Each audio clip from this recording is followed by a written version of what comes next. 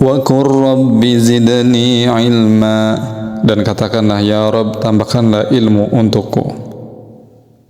Ketakwaan makna sederhananya adalah kita selalu berusaha untuk menjalankan perintah Allah Subhanahu wa taala dan berusaha untuk selalu menjauhi segala apa yang dilarang oleh Allah Subhanahu wa taala.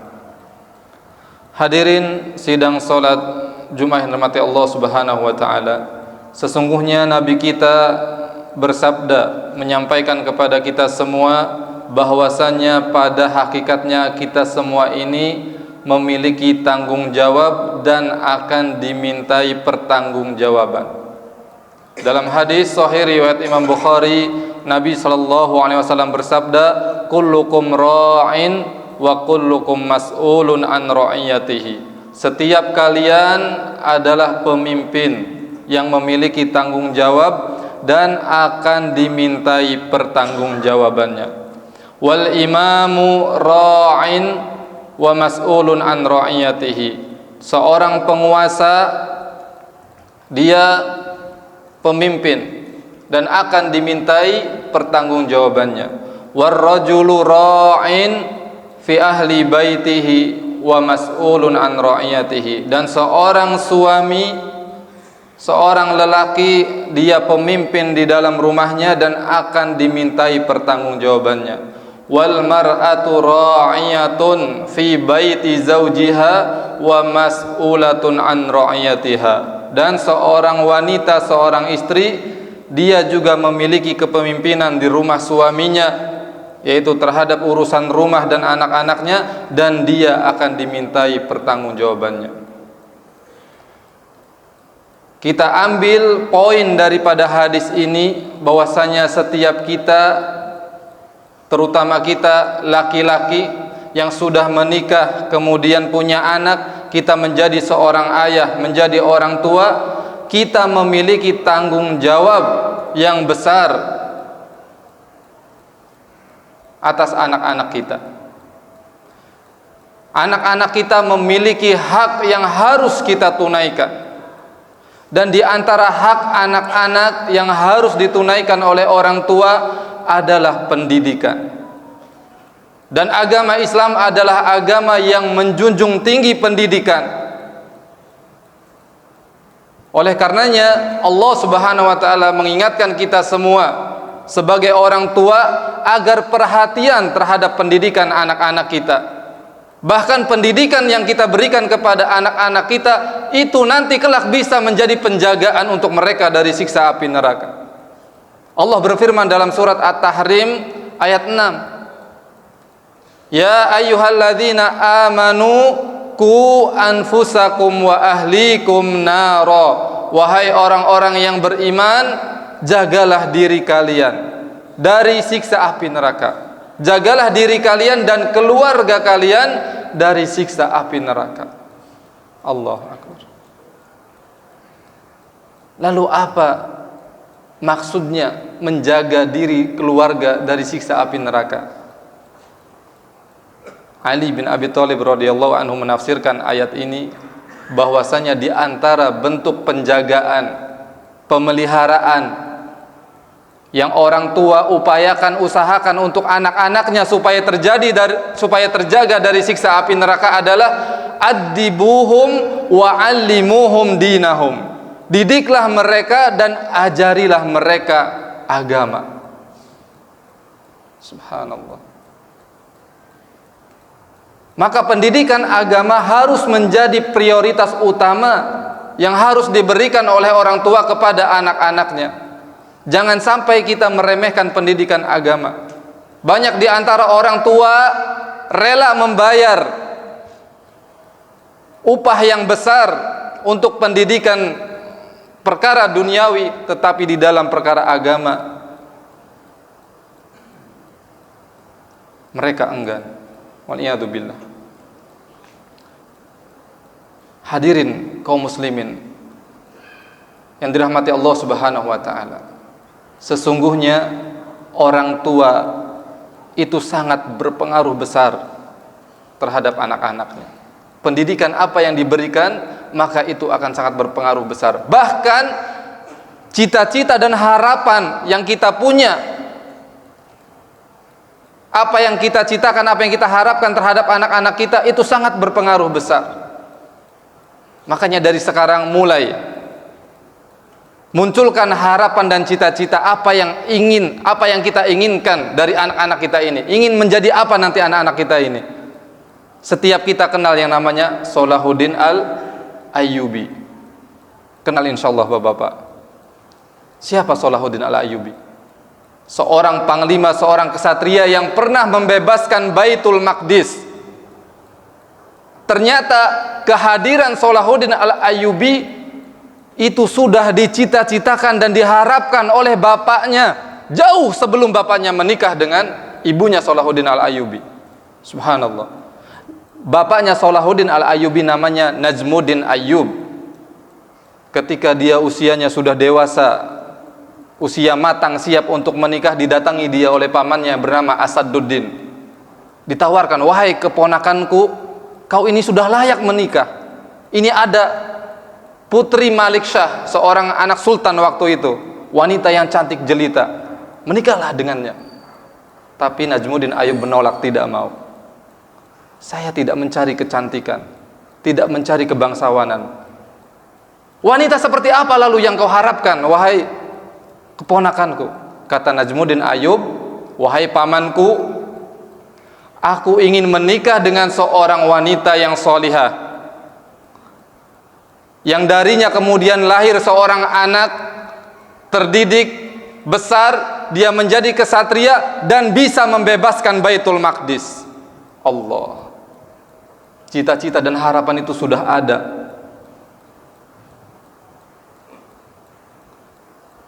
Kemudian suatu hari Najmuddin Ayyub dia mendatangi syekhnya, berbincang, ngobrol, belajar dan lain sebagainya. Ternyata di hari itu juga ada seorang wanita yang datang juga ke syekh ini. Wanita ini cerita kepada syekh ini bahwasanya baru saja wanita ini menolak lamaran seorang laki-laki. Ketika ditanya oleh syekh, kenapa menolak lamaran dia? Kata wanita ini, wahai syekh, laki-laki itu tidak sesuai dengan apa yang saya harapkan. Lalu laki-laki yang seperti apa yang kau inginkan? Dan Najmuddin Ayyub itu ada di samping syekh sebelahnya. Lalu lihat apa yang keluar dari wanita ini.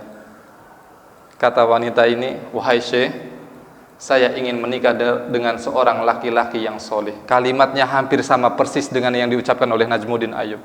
Wahai syekh, saya ingin menikah dengan seorang laki-laki yang soleh, yang dia bisa memberi keturunan kepadaku, menjadi anak yang kemudian terdidik besar, menjadi kesatria dan bisa membebaskan Baitul Maqdis. Najmuddin Ayyub yang ada di sampingnya langsung bergemetar. Allah, sama itu ucapannya, sama itu apa yang saya citakan dan harapkan. Setelah wanita ini pergi, Najmuddin Ayyub berkata kepada syekhnya, syekh, kenalkan saya dengan wanita itu, nikahkan saya dengannya. Subhanallah. Terjadi pernikahan dan kemudian lahirlah siapa? Salahuddin Al-Ayyubi yang kemudian bisa membebaskan Baitul Maqdis yang pada waktu itu dikuasai oleh pasukan tentara salib. Allahu Akbar. Hadirin jemaah salat Jumat Allah Subhanahu wa taala, sebagai orang tua bicarakan dengan istri. Mau dibawa kemana anak-anak nanti?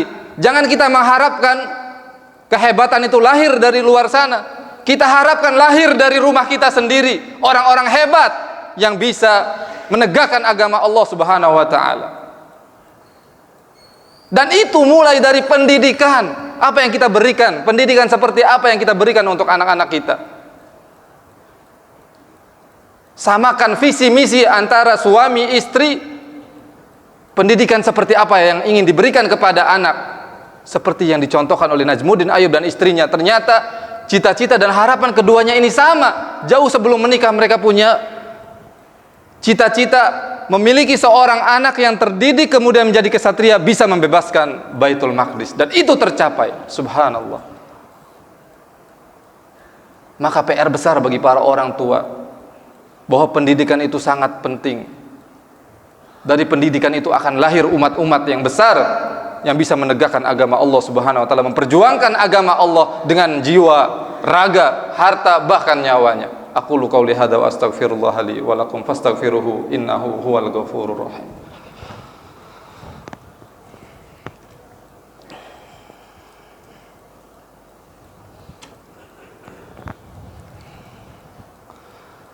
Alhamdulillah hamdan katsiran thayyiban barakan fihi kama yuhibbu rabbuna wa yarda wa asyhadu an la ilaha illallah wahdahu la syarikalah wa asyhadu anna Muhammadan abduhu wa rasuluh.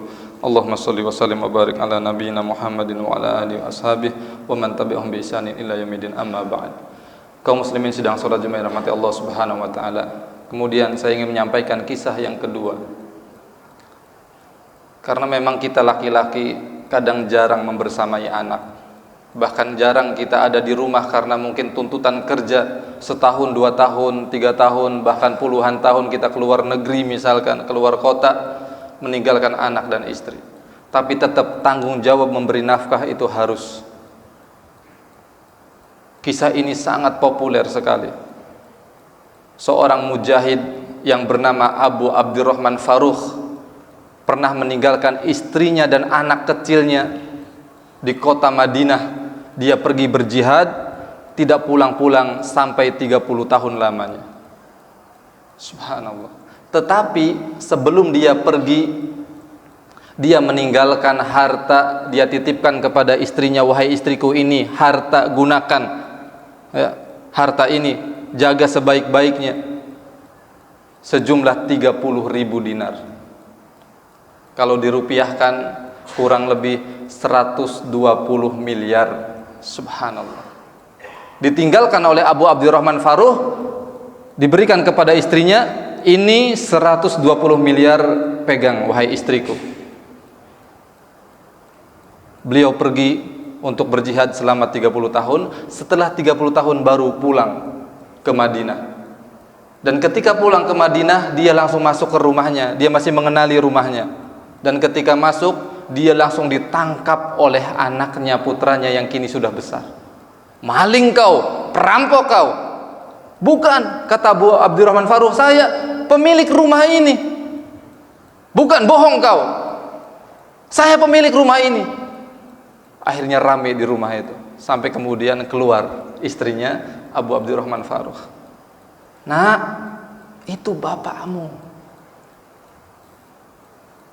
Anaknya bernama seorang ulama besar, gurunya Imam Malik bin Anas, gurunya Abu Hanifah ibn Nu'man, gurunya Lais ibn Sa'ad, gurunya Sufyan As-Sauri. Dialah Rabi'ah Ar-Rayi. Bergelar Ar-Rayi karena logikanya yang kuat. Kalau sudah bicara, Allah Akbar. Rabi'ah Ar-Rayi. Langsung berpelukan antara anak dan bapak. Kemana saja 30 tahun baru pulang.